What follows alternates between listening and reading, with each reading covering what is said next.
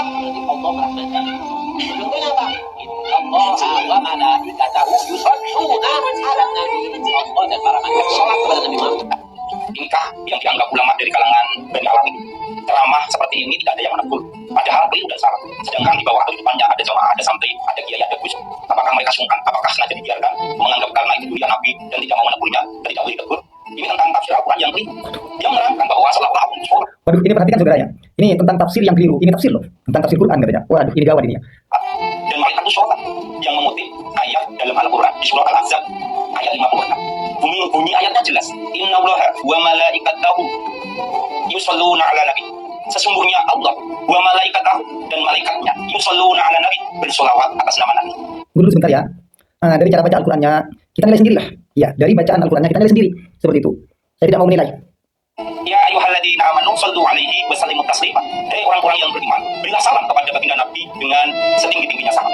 Kok bisa diartikan Allah sholat, malaikat sholat? Kan kalau seperti ini dianggap ulama, terus bagaimana nasib santrinya, nasib jamaahnya ketika hal seperti ini aja dianggap benar, saudara?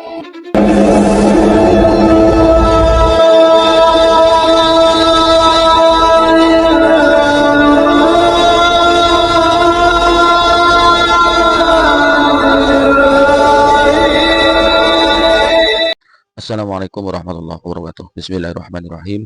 Alhamdulillahirrahmanirrahim. Wa bihi nasta'in wa ala umuri dunya waddin. Assalatu wassalamu ala asyrofil anbiya'i wal mursalin Sayyidina Muhammadin wa ala alihi wa sahbihi ajma'in. Amma ba'du. Bapak Ibu, pemirsa sahabat Cahayati yang dirahmati oleh Allah. Alhamdulillah, di kesempatan kali ini kita jumpa lagi di channel kami Cahayati 80. Mudah-mudahan kita senantiasa mendapatkan hidayahnya, mendapatkan taufiknya, mendapatkan limpahan rahmat dan nikmatnya, dimudahkan segala urusannya dan dilancarkan rezekinya. Amin ya rabbal alamin. Tadi kita telah menyaksikan cuplikan video seorang yang melirik Habib karena Habib mengatakan Allah dan malaikatnya sholat. Nah, ini melihat video sepotong kemudian disimpulkan dan ditanggapi. Ya, ini gagal pahamnya ya. Jadi kalau kita melihat video jangan langsung berkomentar. Lihat video utuhnya baru berkomentar. Ini tidak video yang sepotong kemudian dipahami dan ditanggapi. Ya.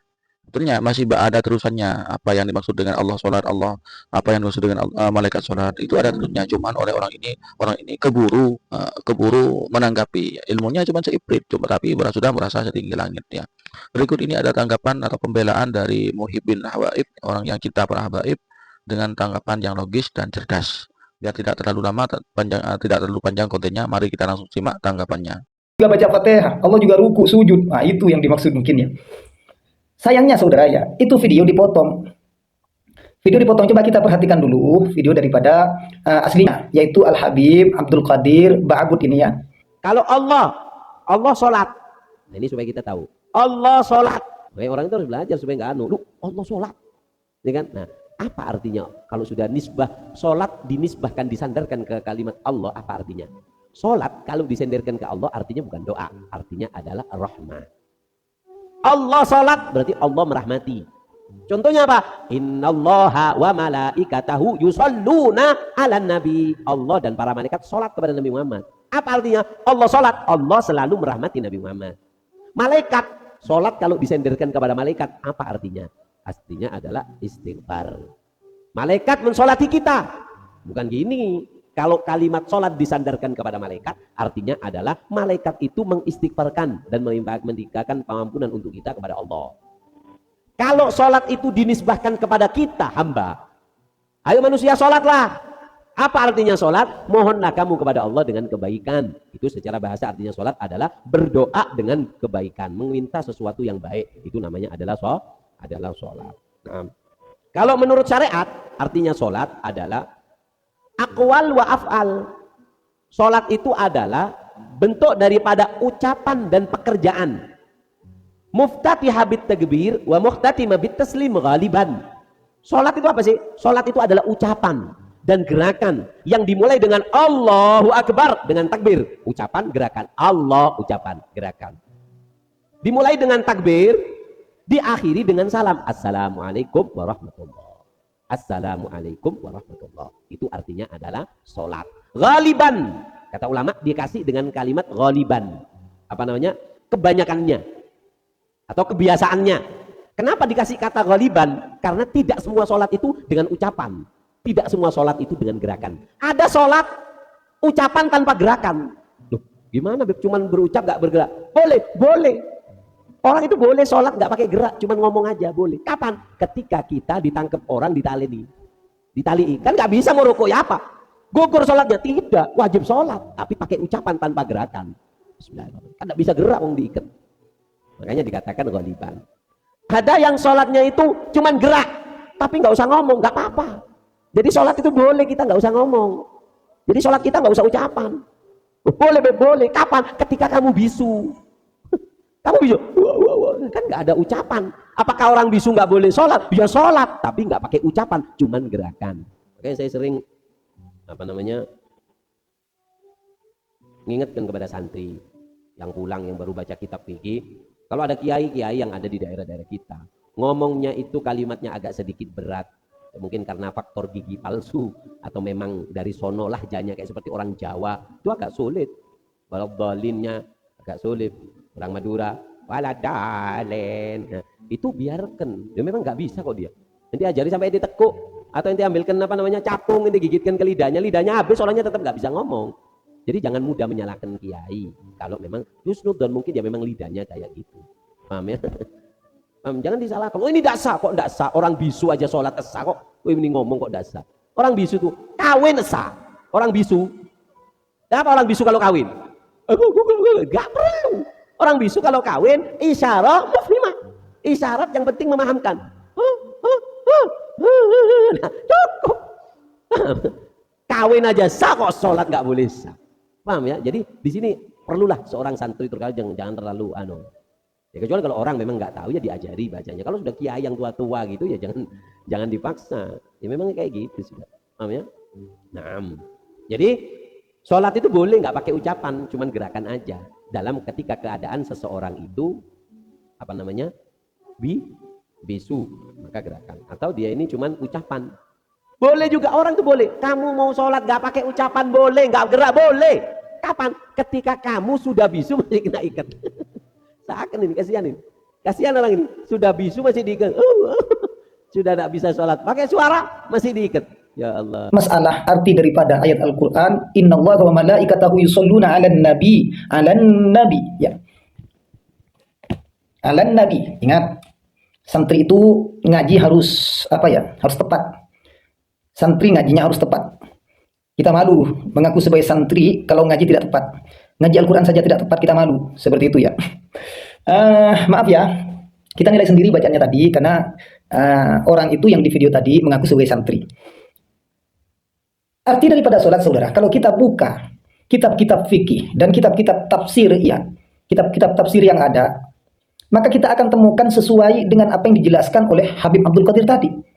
Habib Abdul Qadir ini kan mengisi kajian, di depannya ada kitab itu ya. Kalau saya cek, itu ada kitab di depannya, kayak ini. Jadi megang kitab, menjelaskan mungkin ya, itu ada di muqaddimah, entah kitab apa, ada di muqaddimah. Atau kebetulan menjelaskan tentang sholat. Iya, kayaknya menjelaskan tentang sholat. Karena di belakang itu ada wasyara'an, ada lugatan wasyara'an. Sholat, lugatan wasyara'an. Makanya disuruh belajar oleh Habib Abdul Qadir agar tidak kagetan. Apa arti sholat? Arti sholat, saudara, ini kalau di kitab Bajuri, ya, Bajuri. Atau kitab-kitab fikih yang lain silahkan dibuka, dicek. Apakah ada Allah itu sholat? Ada. Ini. Bismillahirrahmanirrahim. Ini ya. Wassalatu minallahi ar-rahmatul makrunatu bit-ta'zim.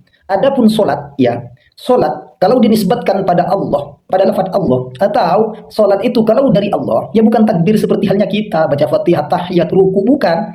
Akan tetapi ar-rahmatul makrunatu bit-ta'zim, yaitu pemberian rahmat dari Allah, ya, pemberian rahmat dari Allah untuk baginda Nabi.